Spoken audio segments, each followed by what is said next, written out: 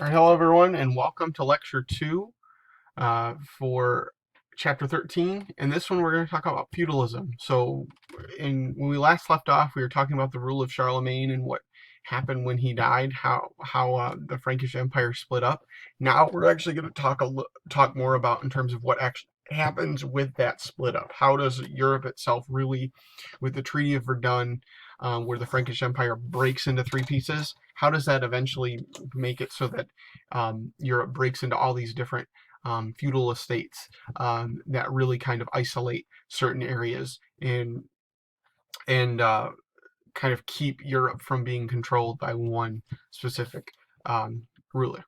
All right, here we go. So to set the stage, okay, remember, feudalism is developing in Europe because you have the fall of the Western Roman Empire. We have the split of the Frankish Empire itself that we talked about. There's constant warfare that's going on the fringes. And then with the split up of the Frankish Empire, there's more coming in, or at least there's the ability for more to happen.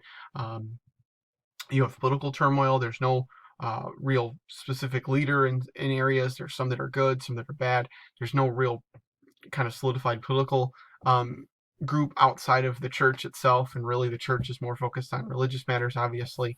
And then you have invasions, or the threat of invasions from all over, from different groups. Now we're going to mainly focus in this one. We're going to talk about the Vikings moving forward. So people are starting to learn live in a constant state of fear and turn to their local leaders for security. So basically, instead of looking towards an emperor or a king, you're going to be looking towards just your nobleman, or a knight, or a vassal that's very close to you, because that's really all that you can control. And this helps. This is all helped by the fact that, remember in the last lecture we talked about how people moved away from cities.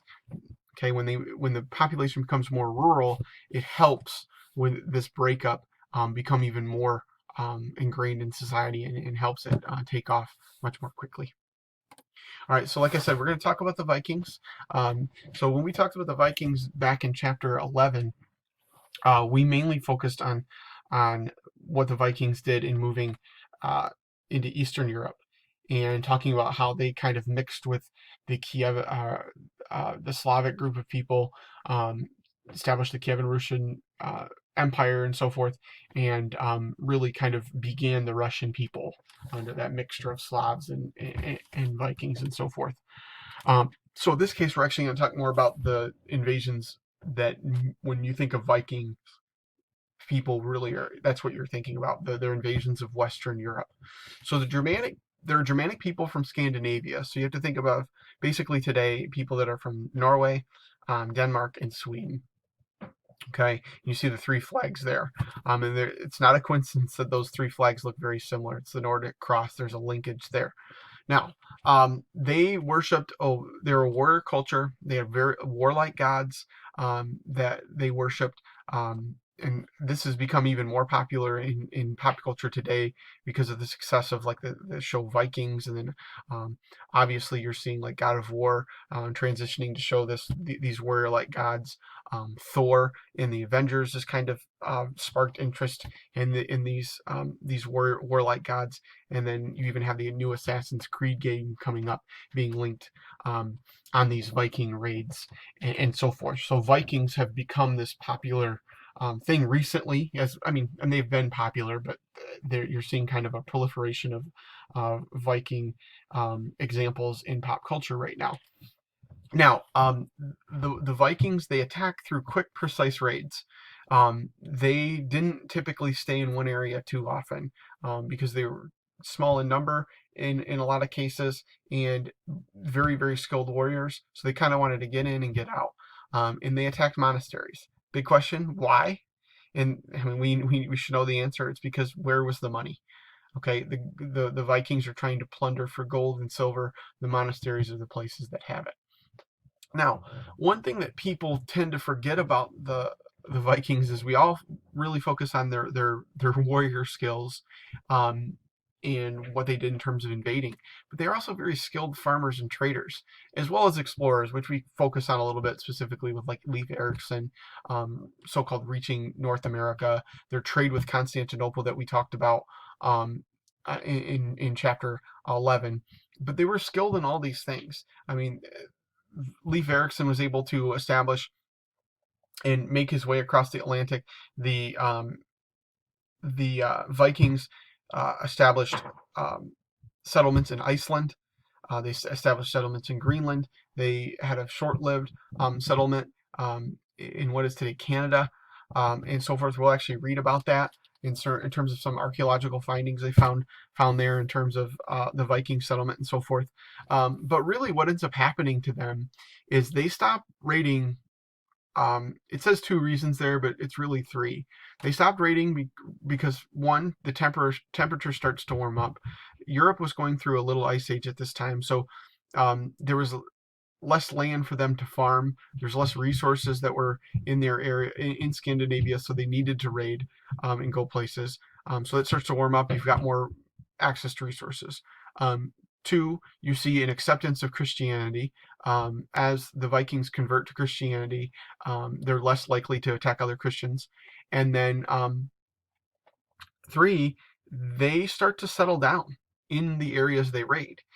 You see Vikings settle down in what is present-day Normandy, and they mix together and help form the Norman culture, which the Normans are going to go under William the Conqueror and conquer England in the battle, or take over England in the Battle of Hastings in 1066. So they're going to settle down and kind of mix with other cultures. Okay, now here is an illustration of the Viking longboat, and why is this important? I'm going to pause just for a second. I want you guys to think about it. Why do you think this this boat is important for the Vikings, just by looking at it itself?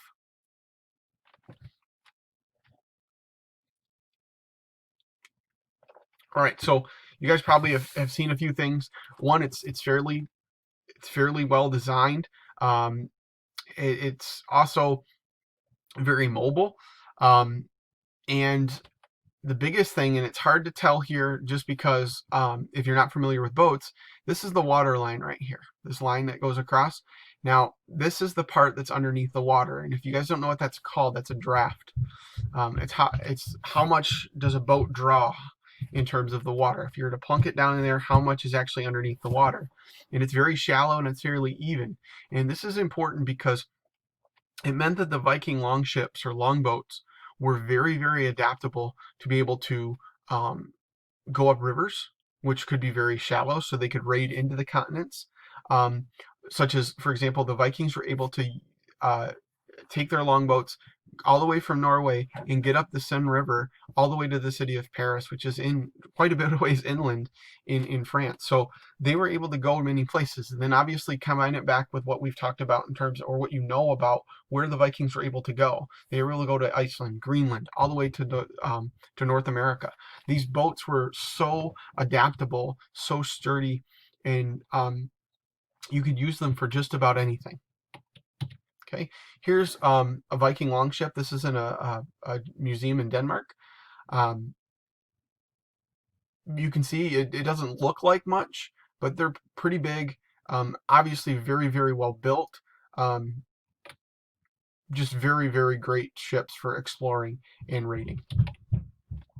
All right, this is a map of the suggested Viking invasion routes into Europe. Now, we mainly focused on these routes here in chapter 11. This is kind of what we're focusing here in chapter 13. See what I was talking about? This is the Seine River. Okay, by the way, Paris is right about here. So they're able to take their longboats across the North Sea into the English Channel, and then down the Seine River into Paris, and then all the way back. That's a significant voyage. And then you can go even further, all the way into the Bay of Biscay, the Atlantic, and then through the Straits of Gibraltar and into the Mediterranean. Those are large, long voyages. Okay? Not large, but you get it. Long expeditions. Okay, so a couple other groups that invade Europe that are important to understand what's going on at this time that help kind of break Europe into feudalism even more are invasions by the Magyars. The Magyars are a nomadic group of horsemen from what we call present-day Hungary. They attack right around the same time as the Vikings. They attack into Central Europe. They attack monasteries and villages for the same purposes. They want resources. They want plunder. They actually overrun most of Italy. They sell a lot of their captives into slavery, again, for an economic benefit for them. Now, that's a group that's coming in, nomadic group like the Huns or the Goths and so forth. The Muslims are going to attack through southern Europe, namely Italy and Spain. And their goals are twofold. So basically, what ends up happening is from the beginning stages of the Islamic Caliphate, the Islamic Empire, if you will, if you think back to chapter 10, all the way until their defeat at the Battle of Tours in 732, their goal is to conquer Europe. Okay? Now, with that defeat in 732, the goals change in that they just want to plunder and raid and hit monasteries and hit places they can get resources and come back. And this is a huge advantage for them because you have to think about it. They're able to expand to other places, but they have a very good army, so they can use them very effectively in raids. But more importantly, over time, the Muslims are able to develop a very skilled navy, and this means that they're able to raid southern Europe pretty much anytime, anywhere. And this causes a problem for European communities because if we go back to this previous map, all these lands here on the North African coast, as well as most of the Iberian Peninsula, are Muslim. So they can easily hit pretty much any coastal area in the Mediterranean basin. And that is a huge, huge threat to deal with, both physically, like in actually having to deal with it, but more important, psychologically, that's going to be an issue moving forward. And these are all reasons, whether it's the Magyars, Muslims, Vikings, or others, for why Europe splits itself into the feudalistic states. All right, so here's what this new social order looks like. So by 850 to 950, there's all these invasions that are going across Europe. Rulers start making deals with the invaders because they can't protect themselves. So basically, what's going on is they start making deals to say, look, here, we'll pay you a tax so you don't hurt our people. And it drives a wedge in society. So it ends up creating a system known as feudalism that puts people based on certain rights and obligations to control the land that they actually can control.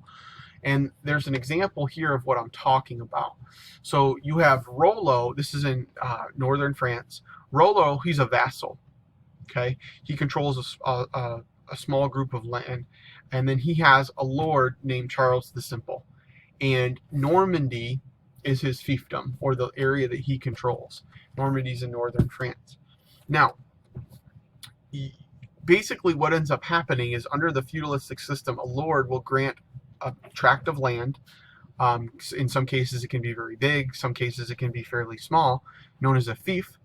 And they'll give it to the vassal for protection. So an example here is Charles gives Rollo land, Normandy, in exchange for being protected by invaders. Okay, does that make sense? All right. So here's the structure in itself from a bigger picture all the way down. You have the king, if there is a king that really has any effective control. Then you have the most powerful vassals. Typically, these are going to be your upper nobility and bishops, the higher people within the church, although the bishops are going to play a little bit of a different role off to the side on this. We'll talk more about what that is later. Then you have your lower vassals or lower nobles. Those are typically your knights. And then you have your landless peasants, pretty much everybody else. And your status is defined by not only the prestige of your position, but the power that you actually have or can advance. So there's three groups. There's those who fight, the nobility, and you can add the king in this in most instances until they get older. And knights, they fight. Then you have those that pray, so you have the members of the church. So really the first two are your nobility or upper levels of society in some form. And then number three is those who work, everybody else, the peasants. And majority of people were serfs. We'll actually undertake an activity where you guys will go through this feudal system and see how this this system works in its most basic sense. Serfs typically, they couldn't leave the land. Their production belonged to the lord, but they were not property, and they typically couldn't really own property. They were on that lord's or noble's land. So here's how the structure itself works in a pyramid way. You can see the king's at the top. Everything moves up from below, and you pay rent for protection. Essentially, that's how that works. You're either paying rent or you're providing protection to gain benefits. So if you look here, okay, loyalty and military aid goes to the king. The king gives lords land. From there, those lords say, look, we need protection as well. We'll give land to the knights and food and shelter and all this stuff if you pay homage to the church, and if you provide military service to either the church or the king, okay, or the lords themselves. And then all the way down, the peasants work the land and pay rent, and then the knights and nobility are supposed to protect them in when they need them. Okay, so how this all works in its local center is you have manors. So typically the manor is going to be the lord's estate or the vassal's estate, and this vassal's estate is pretty much where they control everything. It's their lands, and it works and functions based on the lord-serf's relationship. Okay, and sorry, my dog's barking up there. So the lord provides the housing, land, and provides protection. Well, in return, the serfs farm the land, raise any livestock that are there, and maintain the estate in any means. And they might produce certain local goods if they have access to them, that they have that maybe another manor doesn't. But all the serfs owed portions of their crops and days of work to service in service to their lord. Some lords would be more stringent on what they would say you have to allow or give, and some would be more lax. It just depended on who your lord was.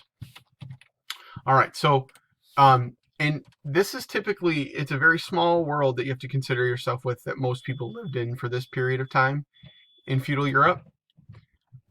So people rarely traveled less than 25 miles from the manor.